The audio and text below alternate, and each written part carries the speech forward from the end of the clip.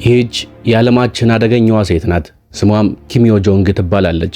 የዓለማችን አነጋጋሪው መሪ የኪም ጆንግ ኡን ታናሽ እህት አብዝቶ በሚጠቀመው ሲጋራና በሚጠቀመው መጠጥ የጤና ሁኔታው አደጋች ሁኔታ ላይ የሚገኘው ኪም ጆንግ ኡንን ስልጣን ትተካለች ተብላ የምትጠበቀው የኪም ጆንግ ኡን ታናሽ እህት አደገኛዋ ሴት፣ የአደገኛዋ ሀገር መሪ ኪም ዮ ጆንግ ይህች ናት።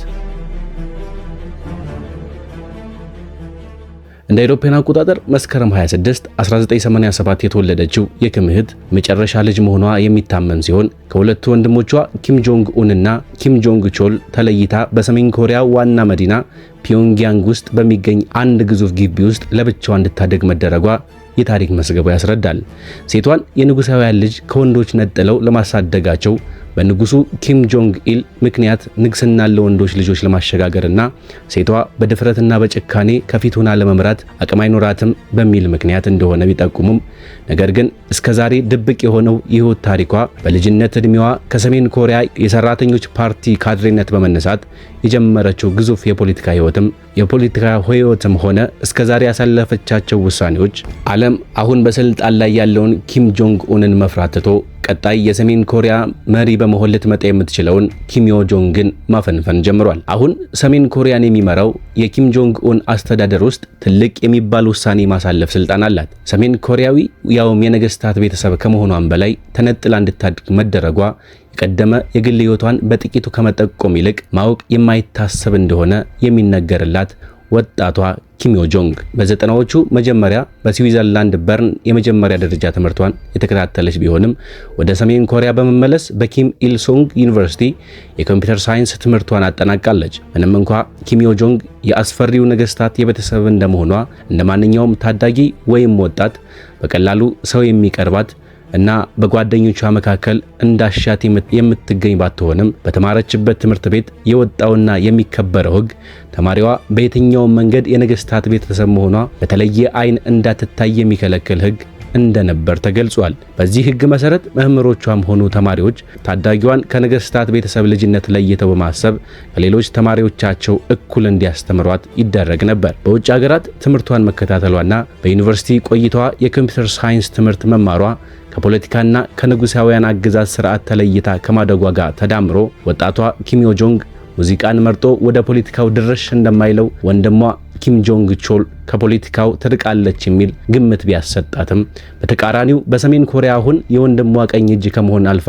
ከኪም ጆንግ ኡን በኋላ ዓለምን የምታንቀጠቀጥ ሆናለች። የኒውክሌር ቁልፍ የጨበጠችው ዋና ሰው ሆናለች። ይህም በዓለም ደረጃ ከፍተኛ ግምት ከሚሰጣቸውና እጅግ አደገኛ ከሚባሉ ሴቶች ተርታ አሜሪካ ትመድባታለች። ይህችን ሴት ወደ ፖለቲካው ዓለም እንድትገባ ያደረጋት የአባቷ የኪም ጆንግ ኢል የደም ብዛት ህመም እንደሆነ የታሪክ ማህደሮ ይጠቅሳል። በወቅቱ የሞት አፋፍ ላይ መሆናቸው የገባቸው ስልጣናቸው ከቤተሰባቸው ውጭ ከወጣ ሁለተኛ ሞት እንደሚሆን የተሰማቸው ኪም ጆንግ ኢል እሳቸውን በመተካት ተስፋ ይጥሉባት የነበረው ኪም ጆንግ ኡን በወቅቱ ወደ ስልጣን ለማቅረብ ጥራት ቢያደርጉም ኪም ጆንግ ኡን ግን ብቻውን መቆም የቻለና ስልጣን አሰፍስፈው ለመቀበል የሚሯሯጡትን የፓርቲው አመራሮች ድል የሚያደርግ ጠንካራ ሆኖ ስላልታያቸው በወቅቱ እህቱ ኪም ዮ ጆንግ እንድትረዳው በሚል ሐሳብ እንዳቀረቧትና ወጣቷም የተሰጣትን ኃላፊነት በመቀበል በፓርቲ ውስጥ የኪም ጆንግ ኡን አማካሪና የቅርብ ሰው ሆና ለመገኘት ቻለች። ከጊዜም በኋላ አባታቸው ኪም ጆንግ ኢል መሞታቸውን ተከትሎ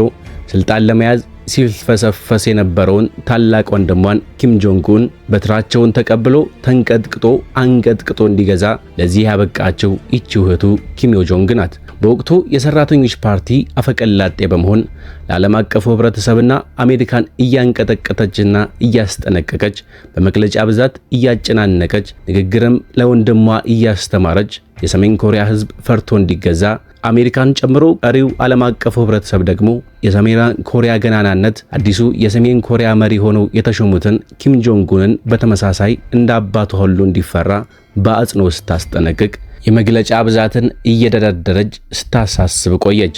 በዚህም ኪም ጆንግ ኡንን ወደ መራሩ ስልጣን አወጣቸው። አሁን ላይ በሰሜን ኮሪያ ከኪም ጆንግ ኡን ቀጥሎ የኪም ጆንግ ኡን ቀኝ እጅ የመጨረሻ አማካሪ የበላይ ተጠሪ የመንግስቱ ጠባቂ አፈቀላጤ ይህችው ሴት ኪም ዮ ጆንግ ናት። ኪም ጆንግ ኡን አብዝተው በሚጠጡት አልኮልና አብዝተው በሚያንቦለብሉት ሲጋራ ምክንያት ጤናቸው ሁኔታ ማጠራጠሩን ቀጥሏል። ምናልባት ክፉ ቀን ገጥሟቸው ይህንን ዓለም በሞት ቢለዩ ቀጣይ የእርሳቸውን ወንበር ተረክባ ዓለምን የምታንቀጠቅጠው ደግሞ ይቺው የሴት ነብር ኪም ዮ ጆንግ ናት። ይህቺው ሴት በሰሜን ኮሪያዎች ዘንድ በእጅጉ የተፈራች፣ ውሳኔዋም እጅግ መራር እንደሆነ በሰሜን ኮሪያ አምልጠው የወጡና በተለያዩ ሀገራት የደህንነት ከለላ አግኝተው የሚኖሩ ሰሜን ኮሪያውያን ይናገሩላታል። አሁን ላይ ሰሜን ኮሪያ ደጋግማ የምትሞክረው የሚሳኤል ትኮሳና ከባባድ የኒውክሌር አረሮችን ይዘው የሚሄዱ ኢንተርኮንቲኔንታል ባላስቲክ ሚሳኤል ወይም አህጉር ተሻጋሪ ሚሳኤሎችን በየጊዜው እንዲተኮሱና በየጊዜው ለጠላት ሀገር ማስጠንቀቂያ እንዲሰጥ የምታደርገው ከኪም ጆንግ ኡን በላይ ይቺው የኪም ጆንግ ኡን ቀኝ እጅ የጎን አማካሪ ኪም ዮ ጆንግ ናት። እድሏ ሆነና የሰሜን ኮሪያ ጎረቤት ሆኖ በየዕለቱ ከሰሜን ኮሪያ የሚተኮሱ ሚሳኤሎች የሚያስበረግጓት የሰሜን ኮሪያ ጎረቤት ደቡብ ኮሪያ የደቡብ ኮሪያው መሪ አንድ ጊዜ እንዲህ ሲሉ ይችን ሴት ገልጸዋት ነበር። የዓለማችን አደገኛዋ ሴት ሲሉ ነበር የገለጿት። ይህችው የዓለማችን አደገኛዋ ሴትም በሌሎች ሀገራትም የተለያዩ መጠሪያዎች አሏት። በተለይም ጃፓንና አሜሪካ በከፍተኛ ክትትል ውስጥ ይመለከቷታል። እንዲያውም ይላሉ የነዚህ ሀገር የመረጃ ተንታኞች እንደሚገልጹት ከኪም ጆንግ ኡን በላይ የምታስፈራዋ እርሷ ናት። ኪም ጆንግ ኡን ምንም ሐሳብ ለሷ ሳያማከር አያደርግም። ከእርሷ የመጣ ማናቸውም ሐሳብ ደግሞ በሰሜን ኮሪያ ምድር ይተገበራል። ስለዚህ ከሰሜን ኮሪያ ኪም ጆንግ ኡን ቢወገድም ምንም ዋጋ የለውም።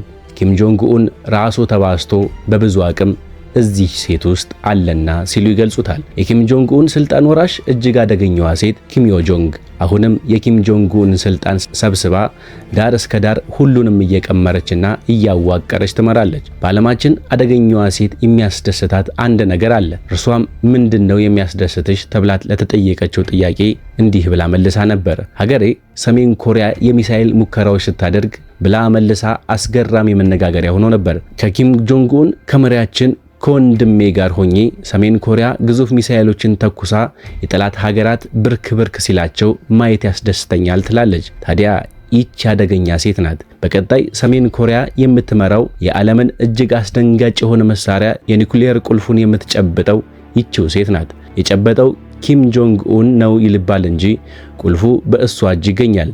እንዲያውም ለስሙ የምትጨብጠው ተባለ እንጂ የጨበጠችው ቢባልም ያው ነው። እንደ ደህንነት ቢሮ ተንታኞች ገለጻ ያሰፈሩት የዓለማችን አደገኛዋ ሴት እንግዲህ ይቺ ሴት ናት። በቸር ይቆዩን።